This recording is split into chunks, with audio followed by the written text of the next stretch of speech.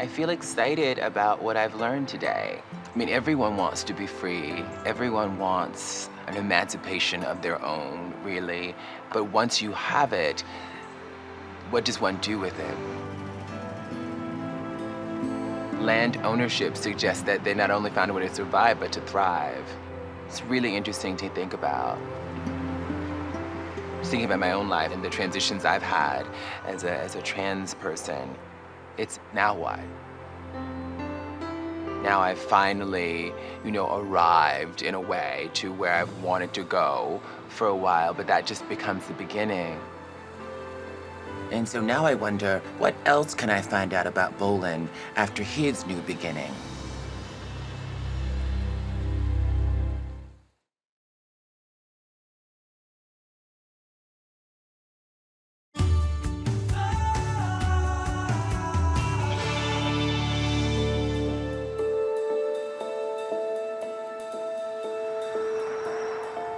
It's still not really clear how exactly my 3 times great-grandfather Bolin acquired the land, but I'm hopeful to find out more information about Bolin's life after emancipation. So today, I'm heading down the street to meet up with historian Erica Dunbar. Hello. Hello. I can't wait to hear what you have for me today.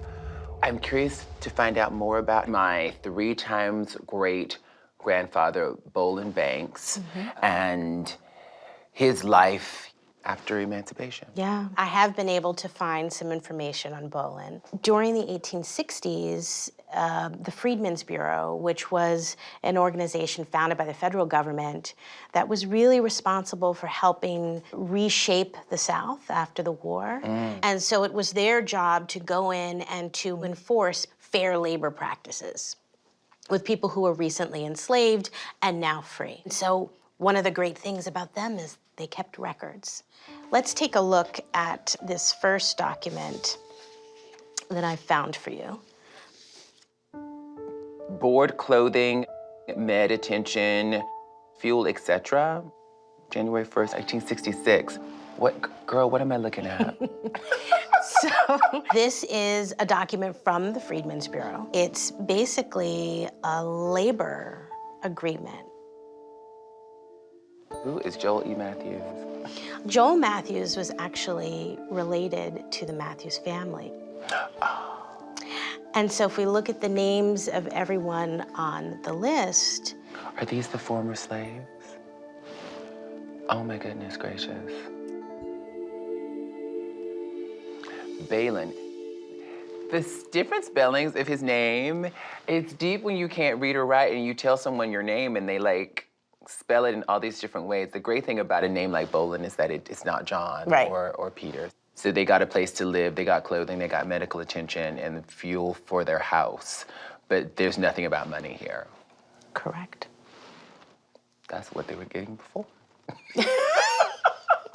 Well, I felt like my mother then. That's what they were getting before. I'm becoming my mother. So yeah. Yeah, we knew this though. I mean, it's like on paper, folks are free. But the practice has not really changed. Yes, economically, these folks are not really better off in 1866 than they were in 1865 or 1855. Amen. So yeah. And so what we see is that in 1866, while these folks are free, their economic opportunities are limited. Yeah, and how does he get from here to owning $500 worth of property? One of the things that's, sort of difficult about this time period is that the records are spotty. And so the reality is we don't have the documentation that tells us how Bolin transitions from appearing on this list with nothing to being a landowner. Yeah. However, I have another document that I'd like you to look at. Know all men by these presents, that the undersigned Bolin Banks has this day executed a note to Shields and Johnson for the sum of $100 and payable on the 1st day of November, 1878. This is a loan. He got a loan. Wow.